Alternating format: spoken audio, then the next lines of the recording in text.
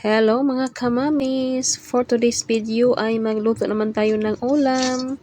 Steam fish ang ating lulutuin ngayong gabi. Yummy! Ganitong klaseng isda ang ating lulutuin. Nilagyan ko na ito ng tangerine peel. Yung tangerine peel, binabad ko muna sa tubig at para lumambot and then linisan and then slice ko siya ng maliliit.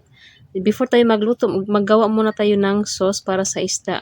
Lagyan ng light soy sauce and then sugar and then mainit na tubig.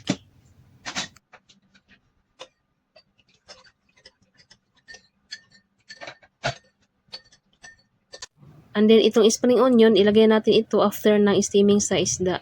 Sa top ng isda natin ilagay. Nagpakulo na ko ng tubig and then ilagay yung isda and then takpan ito at pakuluan ng mga about 10 minutes in high flame.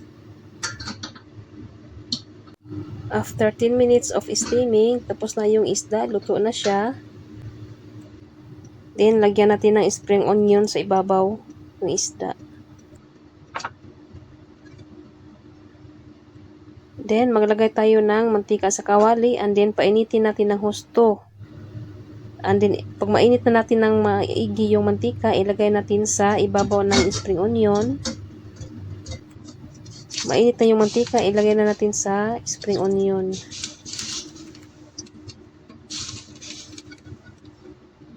Then, yung sauce na ginawa natin kanina, iinitin lang ito and then ilagay din sa isda.